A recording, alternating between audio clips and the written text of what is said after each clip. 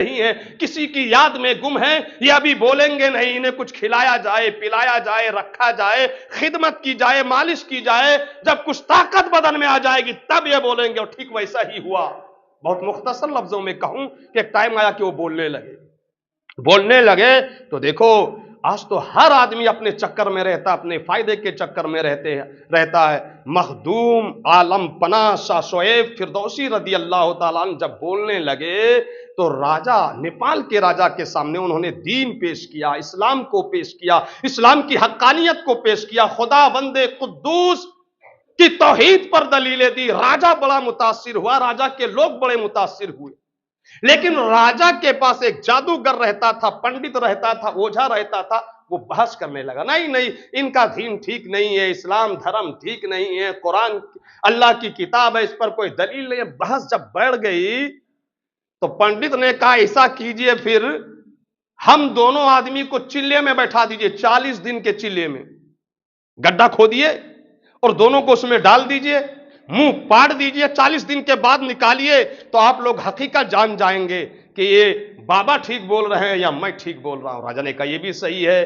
تب حضرت مخدوم عالم پناہ شاہ شعیب فردوسی نے بادشاہ سے کہا, بادشاہ ہمارے یہاں چلہ 40 دن کا تو عورت لوگ کرتی ہے, اور ہم عورت نہیں ہیں, مرد ہیں. اگر چلہ ہی کروانا ہے تو 40 دن کا چلہ نہیں ہوگا.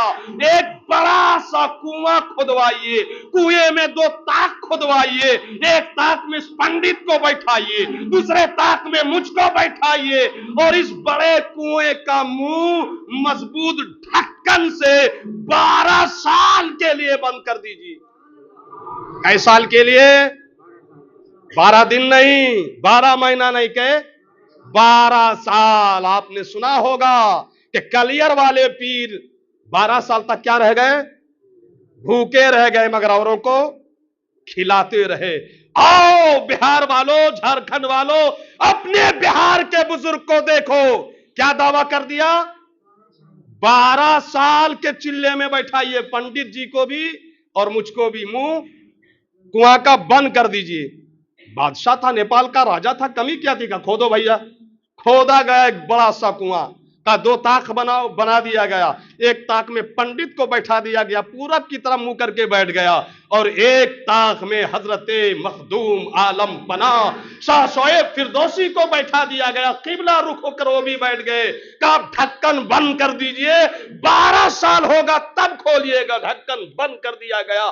دن گزرتا گیا, رات گزرتی گئی, ہفتہ گزرا, مہینہ گزرا, سال گزرا. بہت سارے لوگ تو اس واقعہ کو بھول گئے, جو بچے چھوٹے تھے وہ تو کب کے نسیم منسیہ کر گئے, مگر راجہ وہ بابا کو دیکھ چکے تھے, شاہ شعیب کا کمال دیکھ چکے تھے. ان کی فکر بڑھتی گئی, مگر وہ دن گنتے گئے. اللہ اللہ کر کے 12 سال ہوئے. راجہ نے چاروں طرف اعلان کروا دیا, کنواں کا منہ کھولا جائے, دیکھو ذرا ہڈیاں بھی بچی ہیں کہ نہیں. چاروں طرف سے لوگ جمع ہو گئے. کاٹھمانڈو کے پاس وہ جگہ ہے, اب بھی جگہ ہے, وہ کھولا گیا, لوگوں کا ازدحام جمع غفیر. اور جب ڈھکن کھولا گیا نا تو وہ پنڈت تھا, مر گیا, سڑ گیا, گل گیا, اس کی ہڈیاں بھی گل گئیں.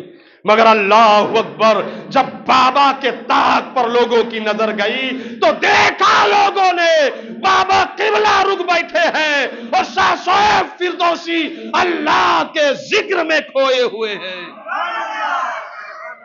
نہ جانے کتنے لوگوں نے یہ دیکھ کر اسلام کو قبول کیا. اب مسئلہ آیا, راجہ نے پوچھا نکالا کیسے جائے, تو جو سمجھدار ٹائپ کے لوگ تھے انہوں نے مشورہ دیا, ان کو پکڑ کے ایک بار نہ نکالا جائے, پہلے ان کے پورے بدن میں روئی چپکایا جائے تاکہ ہوا نہ لگے, کیونکہ یہ جو پیٹ ہے نا بالکل ہڈی سے جا کر سڑ گیا تھا, پتے ہو گئے تھے, مگر ذکر خداوندی میں گم تھے, اللہ کی فکر میں گم تھے, اللہ کی طرف جو لو لگائے ہوئے تھے لو لگائے ہوئے رہے. पूरे बदन को रूई से ढांका गया, रूई चिपकाई गई और फिर इज्जत से निकाला गया। और 6-7 महीना के बाद मालिश किया लोगों ने, खिदमत की लोगों ने।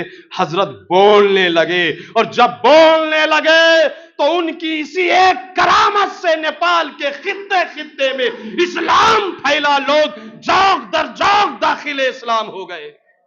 हजरात गिरामी, कुल मिलाकर बात यह है, क्या जो भारत में इस्लाम है, भारत में आप हम मुसलमान हैं, हमारी मस्जिदें हैं, हमारे मदरसे हैं, इसमें बुजुर्गों की कुर्बानियां शामिल है, बुजुर्गों की खिदमत शामिल है, बुजुर्गों की मेहनतें शामिल है। हमारे बुजुर्गों ने अपना घर छोड़ा है, बच्चे छोड़े हैं, माँ बाप को छोड़ा है, अपना वतन छोड़ा है, शान छोड़ा है, अपनी जवानी लगा दी, अपना बुढ़ापा लगा दिया है, इस्लाम के नाम पर अपने बदन के खून का एक एक कतरा निचोड़ दिया है, तब जाकर भारत में इस्लाम फैला। आपके अंदर गैरत होनी चाहिए कि उन बुजुर्गों को याद रखिए जिन बुजुर्गों के सदके में इस्लाम फैला है। उन बुजुर्गों में सबसे नुमाया नाम, सबसे बड़ा नाम, सबसे रोशन नाम, सबसे अच्छा और प्यारा नाम ख्वाजाए खाजगान, शहंशाए हिंदुस्तान, अनीसे बेकसा, मुइनुद्दीन हसन अजमेरी संजरी रदी अल्लाह ताला अनका है।